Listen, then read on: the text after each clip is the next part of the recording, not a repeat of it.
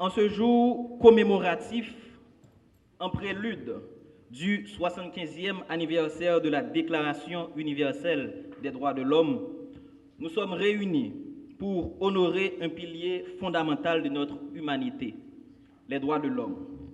C'est une occasion solennelle de se pencher sur l'évolution de ces droits universels et sur leur impact significatif dans la société haïtienne. Haïti, berceau de la liberté, a une histoire marquée par les défis et des triomphes.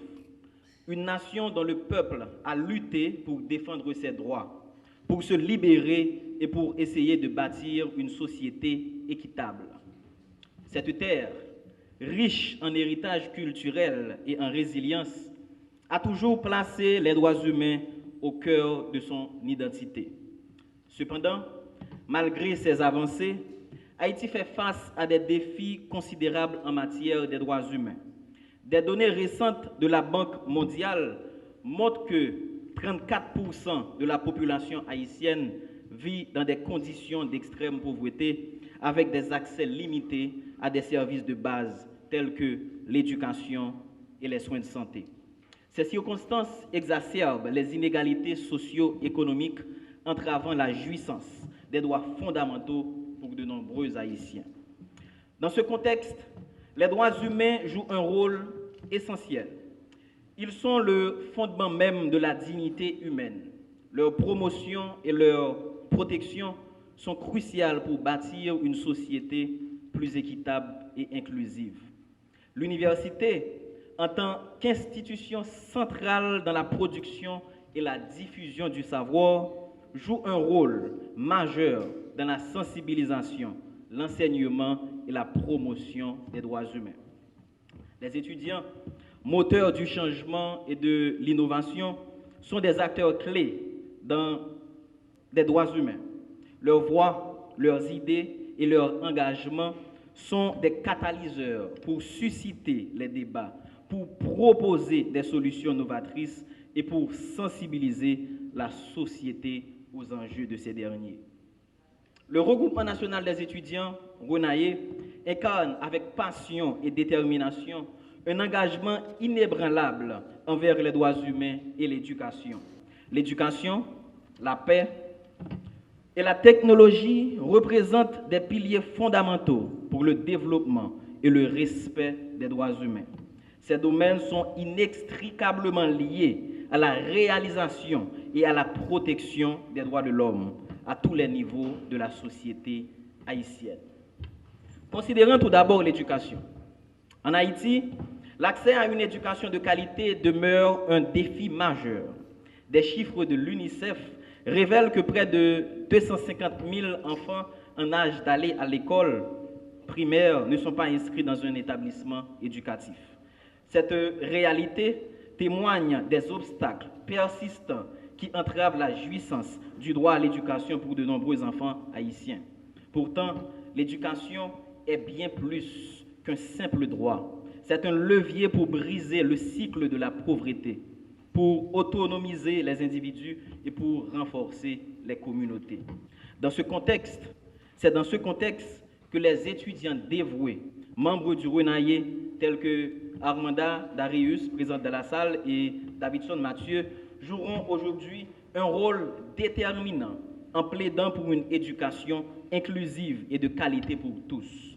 Leur implication dans le panel sur le droit à l'éducation est une démonstration claire de leur engagement à combattre les inégalités éducatives et à promouvoir un accès équitable à l'éducation pour chaque Haïtien.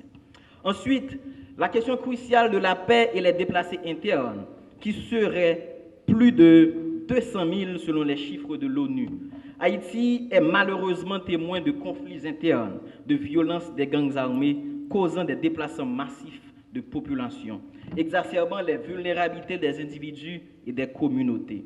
Les déplacés internes, souvent marginalisés et privés de ressources de base, font face à des défis majeurs en matière de sécurité, d'accès à l'aide humanitaire et de réinsertion dans la société. Nous approchons à grands pas de la célébration du 75e anniversaire de la Déclaration universelle des droits de l'homme, le 10 décembre. Je dirais une chose, la planète brûle et nous détournons la tête. À travers le monde, les relations internationales,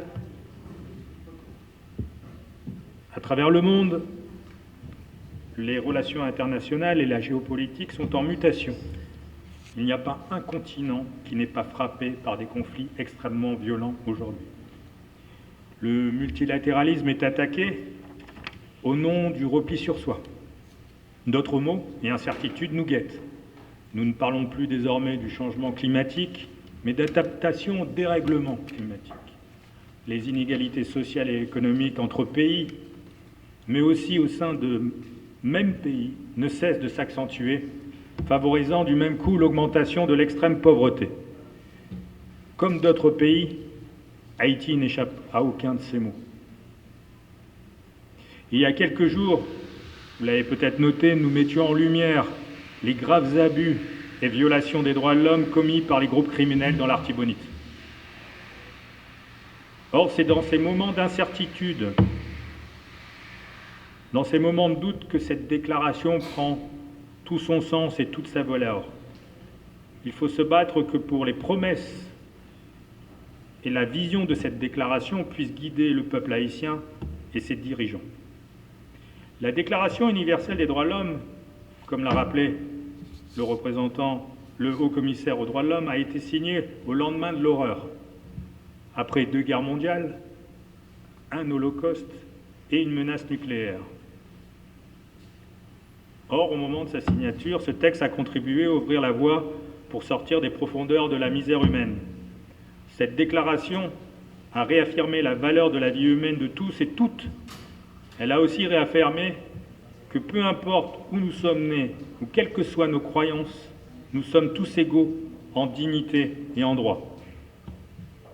Chers étudiants, chères étudiantes, vous savez tous et toutes que la réalité actuelle des droits de la personne en Haïti est dramatique. Femmes, jeunes enfants, jeunes hommes, personnes âgées et personnes vivant avec un handicap sont touchés au plus profond de leur dignité. Depuis le début de l'année, juste un chiffre, plus de 7000 personnes ont été tuées, blessées et enlevées en Haïti. Cela en raison principalement de la violence criminelle. De nombreuses autres personnes ont été déplacées, ont perdu leur maison, leurs moyens de subsistance, ce qui les rend plus vulnérables et sans protection. Dans un tel contexte, chers étudiants et chères étudiantes, vous avez un rôle moteur à jouer en tant que futur cadre de ce pays, pour rappeler aux détenteurs d'obligations de protéger et de promouvoir les droits de l'homme conformément à leurs engagements internationaux. La Déclaration universelle des droits de l'homme, comme on le sait et comme on l'admet à l'unanimité, c'est le corpus juridique en matière des droits de l'homme. À chaque fois qu'on évoque la question des droits humains à l'échelle mondiale, à chaque fois qu'on décide d'adopter, de signer, de voter un texte sur les droits de l'homme, on est obligé de se référer à ce document fondamental en matière des droits de l'homme, la Déclaration universelle des droits de l'homme qui a été adoptée par l'Assemblée générale des Nations unies le 10 décembre 1948.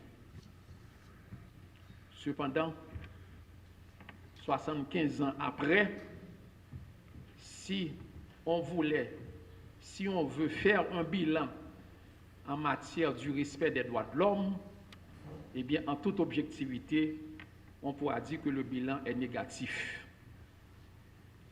Au niveau de l'OPC, et moi, en qualité de protecteur du citoyen et de la citoyenne, INDH d'Haïti, qui a un statut qui est affilié au Conseil des droits de l'homme, c'est l'occasion pour moi d'avoir une pensée spéciale pour tous les défenseurs, pour tous les militants, les militantes des droits humains qui sont persécutés dans certains pays du monde. Certains sont poursuivis, certains sont actuellement derrière les barreaux, certains sont sur le point d'être exécutés par des régimes totalitaires, des régimes autoritaires, des régimes qui violent les droits humains. Et à cet effet, j'ai eu une pensée spéciale pour le prix Nobel de la paix de l'année 2023. Cette militante, cette défenseur des droits de la femme, défenseur des droits de la femme, de la fille, militante des droits de la femme dans son pays en Iran, je veux parler de Narges Mohammadi, prix Nobel de la paix, qui est condamné, tenez-vous bien, à plus de 30 ans de prison et qui a déjà reçu 154 coups de fouet parce qu'elle décide de consacrer sa vie à la lutte pour le respect des droits humains, des droits de la femme dans ce pays. Journée jeudi, à moins de 24 heures de temps de commémoration de cette date, nous sommes capables de dire situation détenus, prisonniers qui sont dans la pénitencier nationale, qui ont 2 ans, 3 ans, 4 ans, 5 ans, 10 ans, qui ne savent pas qui leur a sorti. Est-ce que la Déclaration universelle des droits de l'homme n'est pas faite pour eux? Il y a là des dossiers perdus parce que parquet, tribunal de première instance, est envahi par des bandits. Ils sont venus sanitarer des otages de la justice. À quelques jours de Déclaration universelle des droits de l'homme, nous sommes capables de dire que les gens qui travaillent dans des usines de sous-traitance, dans les factories, qui leur fin toucher et demain matin, ils ne peuvent pas aller dans le marché, voire pour faire market. Est-ce que la Déclaration universelle des droits de l'homme pas fait pour eux? Femmes, petits moun qui ont violé, que bandits ont kidnappé,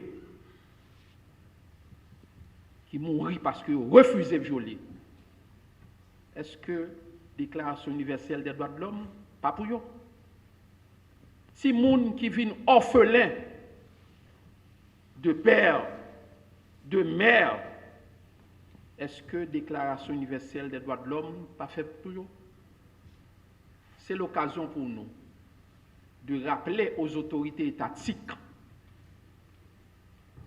une pensée des confrères d'Amnesty International. Quand l'État ne protège pas ses citoyens des atteintes commises par d'autres, ils partagent avec leurs auteurs la responsabilité des torts infligés. Cela veut dire, en clair, l'État, c'est le premier garant en matière du respect, en matière de la protection, en matière de la mise en œuvre des droits de l'homme. C'est l'État qui doit assumer ses responsabilités. C'est l'État qui doit protéger, défendre les droits, la vie, les biens de tous les citoyens, de toutes les citoyennes, sans distinction aucune. Bien évidemment, comme l'a si bien dit le haut-commissaire aux droits de l'homme et le représentant du haut-commissariat aux droits de l'homme l'a repris tantôt sous une autre forme, nous avons aussi, mes très chers amis, étudiantes qui sont dans la salle, les confrères de la presse, les professionnels du droit, les fonctionnaires de l'État qui sont honnêtes, l'État central, chaque citoyen, chaque citoyenne, tout le monde, de manière générale, a une part de responsabilité. Nous sommes toutes comptables en matière du respect, de la protection, de la mise en œuvre des droits de l'homme. Il y a 3/4 de siècle, dans les ruines encore fumantes d'une guerre dévastatrice, le monde a pris conscience de la nécessité impérieuse d'établir des fondements solides pour prévenir le retour des horreurs du passé.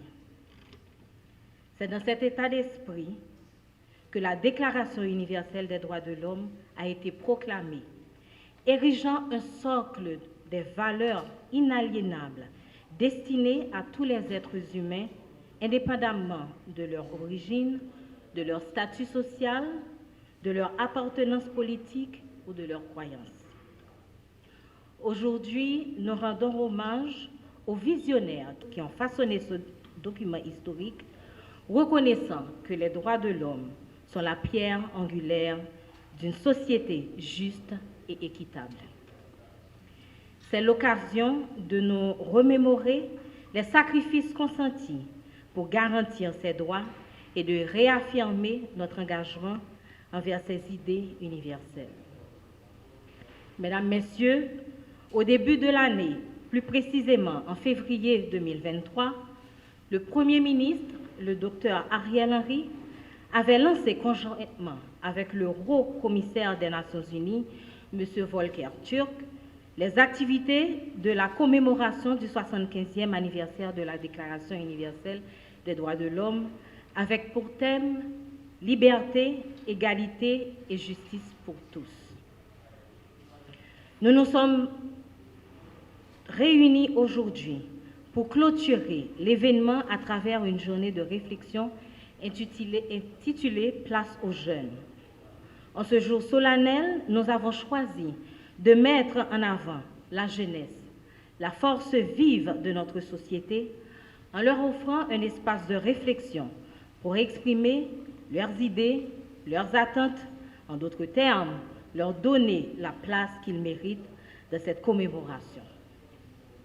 Les jeunes, en tant qu'architectes du futur, portent en eux l'espoir et la responsabilité de préserver les idéaux qui ont conduit à l'adoption de cette déclaration. La Déclaration universelle des droits de l'homme représente une promesse de dignité, d'égalité et de justice faite à chaque individu. Aujourd'hui, alors que nous honorons le passé, nous devons également regarder l'avenir et envisager comment la nouvelle génération peut perpétuer et renforcer cet héritage précieux. Il est impératif que nous encouragions les jeunes à s'engager dans la défense des droits de l'homme. Leur voix, leur énergie et leur créativité sont essentielles pour relever les défis qui persistent et émergent dans notre monde en constante évolution.